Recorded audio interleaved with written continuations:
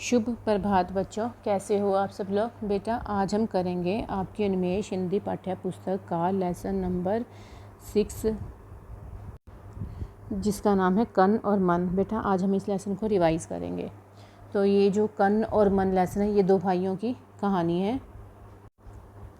देखो इसमें जो कन और मन होते हैं ये दोनों सगे भाई होते हैं, लेकिन जो कन होता है वो बहुत ही ज़्यादा क्या होता है, होशियार होता है और वो बड़ा होता है मन से, और मन छोटा होता है और काफ़ी भोला भाला होता है। तो जो कन होता है वो हमेशा अपने भाई को क्या करता है, मूर्ख बनाता रहता है।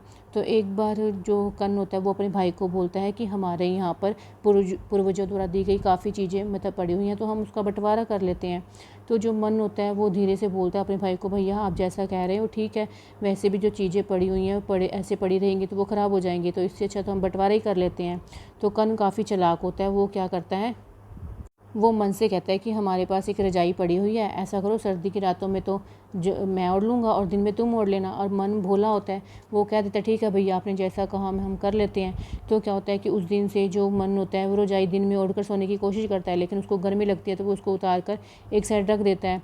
लेकिन जो कन होता है वो क्या करता है कि रात को रजाई लेता है, क्योंकि रात को ठंड होती है तो कन तो मज़े से सो जाता है, लेकिन जो मन होता है वो ठंड में ठिठुरता रहता है, यानी वो काँपता रहता है ठंड में।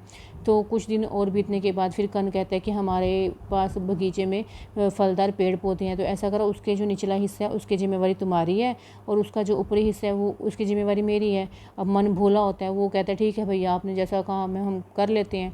तो इसके बाद जो मन होता है वो पेड़ पौधों की निचले हिस्से की सफाई करता है, उसको खाद और पानी देता है, बहुत मेहनत करता है। तो उसकी मेहनत का फल उसको मिलता है, पेड़ पौधे जो होते हैं वो फलों से भर जाते हैं। लेकिन जो ऊपरी हिस्सा होता है वो कन का होता है। तो जो कन होता है वो क्या करता है कि फलों को तोड़कर मज़े से खा लेता है। तो कुछ दिन और गुजरते हैं, तो फिर जो कन होता है वो अपने भाई मन को मूर्ख बनाता हुआ कहता है कि हमारे पास एक गाय भी है, उसका भी हम बंटवारा कर लेते हैं। तो वो कहते हैं कि उसका जो अगला हिस्सा है वो तुम ले लो और उसका पिछला हिस्सा मैं ले लेता हूँ।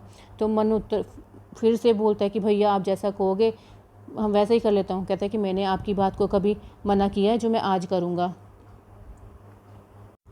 तो उस दिन से जो मन होता है वो क्या करता है, गाय को अच्छे से खिलाता है पिलाता है, उसकी अच्छी तरह से देखभाल करता है। और कन जो होता है वो क्या करता है, गाय का दूध निकाल कर पी लेता है। तो कुछ दिनों के बाद जो मन होता है उसकी दुर्दशा बहुत ख़राब हो जाती है। तो उसकी दुर्दशा को देखकर एक बुढ़िया जो होती है वो उसको बोलती है कि तुम इतना मतलब तकलीफ़ क्यों सहन करते हो, तुम अपने भाई का विरोध क्यों नहीं करते। तो मन फिर जवाब देता है कि चाची जो मेरा बड़ा भैया है वो मुझसे जो कहेगा मैं तो वही करूँगा ना, और मैं अपने बड़े भाई का विरोध कैसे कर सकता हूँ। तो कहते हैं कि मेरा भाई जो मुझे जैसा कहता है मैं वैसा ही करता हूँ, ऐसा कहकर वो अपनी सारी बात बता देता है। तो जो बुढ़िया होती है वो कहते हैं कि बेटा तुम एक काम करो, तुम ऐसा करो कि रजाई को दिन के समय भिगो कर रख देना, और ऐसा करने से जो कन होता है वो भी रात को चैन की नींद नहीं सो पाएगा। अगर वह तुमसे रजाई भिगोने का कान पूछेगा तो तुम कह देना कि दिन के समय तो मेरे पास रहती हैं, तो मैं जो मर्जी चाहूँ अपनी रजाई के साथ कर सकता हूँ, क्योंकि दिन का जो टाइम होता है वो तो मेरा होता है ना। तो ऐसा ही जब वो फल तोड़ने के लिए पेड़ पर चढ़ेगा तो तुम कुल्हाड़ी लेकर पेड़ के निचले हिस्से को काटने के लिए जाना, और जब वो गाय को धोने लगेगा तो तुम गाय को डरा देना ताकि जो कन है वो दूध धो ना सके। अगर वो तुम्हें कुछ कहेगा तो तुम कह देना कि जो ये तो मेरा हिस्सा है और मैं तो अपने हिस्से के साथ जो मर्जी कर सकता हूँ। कहते हैं कि अगर तुम ऐसा करोगे तो वो जो होगा कन वो अपनी सारी चालाकी को छोड़ देगा और तुम्हारे साथ बराबरी का बर्ताव करने लगेगा। तो उस दिन से जो मन था उसने मतलब मन में ठान लिया था कि जो उसने बुढ़िया ने जो भी उसको सलाह दिया वो उसके अनुसार ही काम करेगा। तो दूसरे दिन जब सुबह उठकर मन ने गाय का गोबर उठाकर फेंका, फिर उसने दाना पानी उसको खिलाया। उसी समय मतलब मुंह में दांतन लिए हुए और हाथ में बाल्टी लेकर जो कन था वो कमरे से बाहर आ रहा था, क्योंकि उसको गाय का दूध होना था।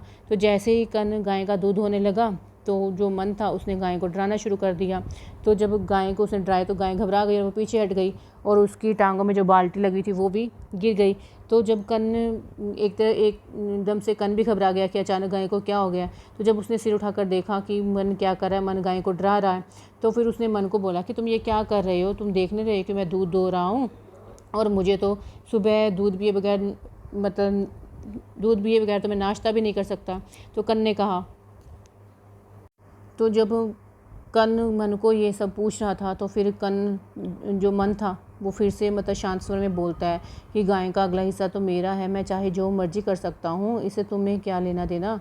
तो उसके बाद कन ने जितनी भी बार गाय को धोने की कोशिश की तो जो मन था वो क्या करता था, गाय को डराता था। तो अब वो कन समझ गया था कि अब दूध धोना कठिन हो गया। तो जब ठंड के दिन भी थे और रात में खा पी कर जब कन सोने की तैयारी कर रहा था तो वो रजाई लेने के लिए मन के पास गया। तो उसने देखा कि जो रजाई है पूरी तरह से भीगी हुई है। तो भीगी हुई रजाई को देखकर कन को बहुत ज़्यादा क्रोध आ गया। वो मन को बुरा भला कहना शुरू कर दिया उसने। तो जो मन था वो तो शांत ही रहा। उसने शांति से मतलब कहा कि शांत स्वर में कहा कि दिन के समय तो रजाई मेरी है ना, मैं भगोऊँ या सुखाऊँ, इससे तुम्हें क्या होता है। तो उस दिन सारी रात जो कन था वो भी ठंड में ठिठुरता रहा, यानी ठंड में काँपता रहा। तो वो धीरे धीरे जान गया था अब मन को मूर्ख बनाकर नहीं रखा जा सकता ज़्यादा दिन। तो एक बार वो क्या कर रहा था कि मतलब उसके घर के पिछवाड़े जो बाग थे, अमरूद का पेड़ लगा हुआ था, तो उस पर बड़े बड़े अमरूद लगे हुए थे। तो कन अमरूद तोड़कर रोज़ बाज़ार में बेच जाता था। तो एक दिन उसने अपना झोला पकड़ा और अमरूद के पेड़ पर चढ़ गया अमरूद तोड़ने के लिए। तो जब वो अमरूद को तोड़कर झोले में भरने लगा तो उसी समय जो मन था हाथ में कुल्हाड़ी लेकर भागता हुआ आया। और उसने कन ने जब मन को आते हुए देखा तो वो मतलब कुछ समझ ना सका। वो ऊपर से चिल्लाने लगा कि मन, तुम ये क्या कर रहे हो, तुम कुल्हाड़ी लेकर क्यों आए हो। तो मन जो था वो बोला कि मैं आज इस अमरूद के पेड़ को जड़ से काट दूंगा। तो वो जो कन था वो घबरा गया। वो बोला कि तुम्हारा दिमाग ख़राब हो गया है, अगर तुम जड़ से पेड़ को काट दोगे तो मैं भी नीचे गिर जाऊंगा और मुझे चोट लग जाएगी। तो ये कहता कहता कन जल्दी से पेड़ के नीचे उतर गया। तो वो फिर से मतलब उसको बुरा भला कहने लगा जो कन था मन को। तो फिर जो मन था वो शांत स्वर में बोला कि नीचे का हिस्सा तो मेरा है, मैं जो भी करूँ उससे तुम्हें क्या होता है।